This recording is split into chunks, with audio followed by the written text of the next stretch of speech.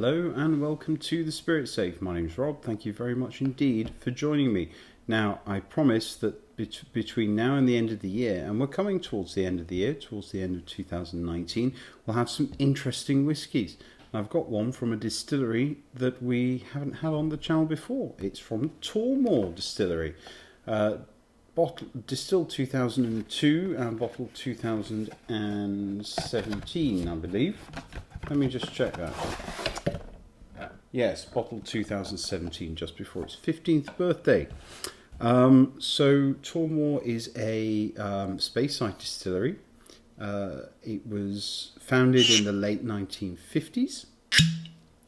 Very reassuring cork sound there. But this is an independent bottling, Gordon and MacPhail. And what's special about this particular bottling is it's finished in Côte Rôtie wood. Côte Rôtie, a French appellation of wine. What's special about Côte Rôtie is that it's not a blend. Well, it is a blend of different grapes, but rather than vinify one and then vinify the other and then blend them, they actually blend them and vinify them together. Apparently, this is what a colleague told me who loves wine. I'm not a wine lover, but I mentioned that I was interested in getting a whiskey that was part aged in or finished in Côte Rôtie, and he said, yes, that's interesting because, and I've done a very bad job of relaying his explanation of why Côte Rôtie was interesting. So Gordon MacPhail, I've had a few of these bottlings. This is from the private collection. I'll let you just see the bottle there. Quite nicely packaged, typical of the Gordon MacPhail style. This is bottled at 45% ABV. I don't know about chill filtration or artificial colouring. I'm guessing there's no artificial colouring. That is a very, very nice colour. Very reddish colour, which must come from the Côte Rôtie casks, which have been used for the finish. Doesn't say how long it was finished in the Côte Rôtie. What can I say about the distillery? Not very much. Don't know very much about it. Others will know more. I paid about 110, 120 Canadian plus tax. Bought this in Alberta.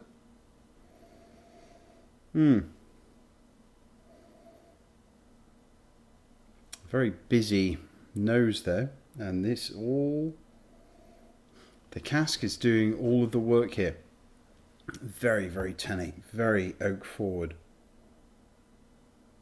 The fruit and the oak working together very well, but when I first opened this, the tannins were a little overpowering and it was quite rubbery. It was like tennis balls or squash balls.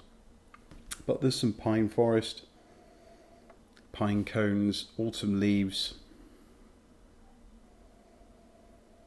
hint of cream in there as well. But it's a thick oak, and the wine notes, the grape notes are sort of fighting the thick oak. Fair bit of malt in there as well. Wine tannins, oak, red and black licorice, black currant, loads and loads of black currant jam, strawberry jam, mulled wine spices. Lots and lots of mulled wine spices. Slight perfume notes, soft alcohol. I mean, I'd say it's about on par with 45%, if not a little lower. But there's a lot going on there. You don't feel like it's a 40% whiskey. You don't feel like it's cheating you of anything.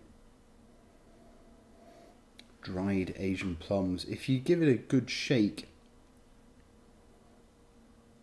you do pick up a rye spice, like an unmalted rye. Extra strong mints, little wisp of smoke coming from the powerful casks that have been involved. Burnished wood, pencil shavings.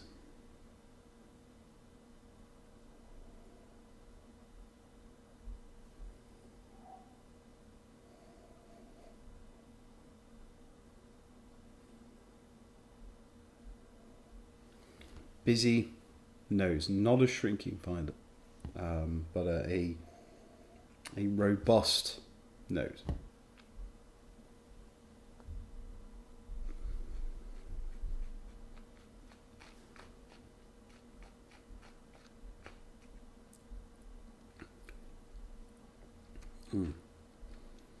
Bold.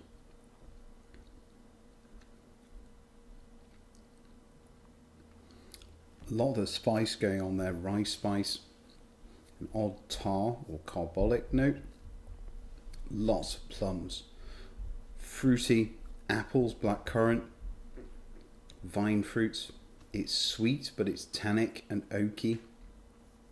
It's dry, but it's juicy. All those wine tannins coming through on the palate, which is lovely. For me, even as a non-wine drinker, a sweet oak. Oh, it's not complex on the palate. This is a Speyside whiskey that's just been finished in a very powerful oak cask, and the cask is doing really all of the work. Just given that 2 teaspoons of water.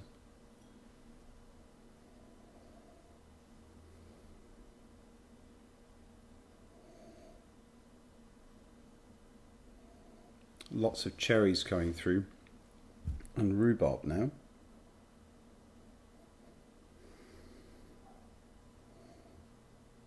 That has oddly added a little bit more astringency to the oak that's on the nose. A wisp of smoke starts to come through, or starts to become more prominent on the nose.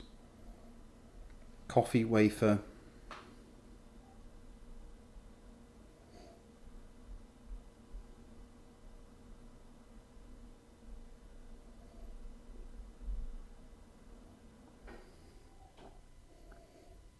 Roasted nuts,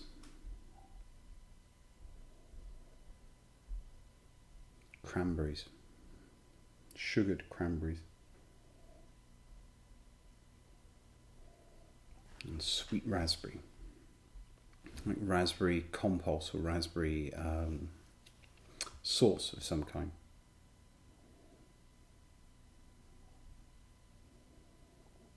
Bit of basil or basil, sweet basil.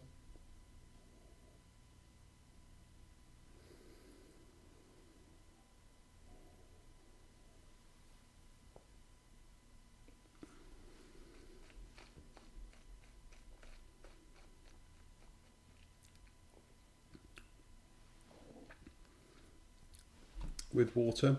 It's sweet, it's sour, and it's dry. Lots of sweet and sour notes come through. Overstewed tea. The malt starts to find its feet a little bit, and it's slightly effervescent on the tongue with the malt there. Brown sugar. So it's sort of tangy, sour, and fruity and sweet on the nose, on the palate, with a little bit of water, and that's really woken it up a little bit, sort of added some additional effervescence, some lightness to it.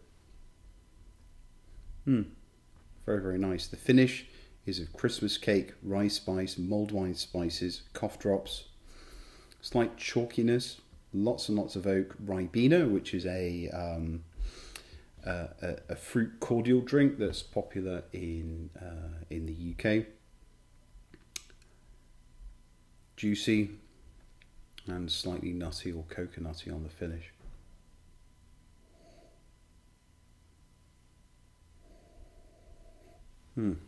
Really, very, very good. I don't know whether you'll be able to find this near where you are. I don't know how easy this is to obtain. Whether it's a regular item or whether it's a limited run. But I do hope that you can get it's a limited edition of 4,000 bottles, which is rather a lot for an independent bottling. This unusual wine finish. Wine finishes don't always work for me, but this really does. I'm glad I gave it the time.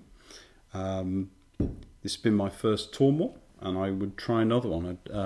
I'd like to try something that's not got quite that heavy cask finish, so that I can learn more about the distillery profile. But this has been an excellent addition to my collection, and I will enjoy it while it lasts. Anyway, hope you enjoyed the review. Like, comment and subscribe, and see you again soon. Cheers. Bye bye.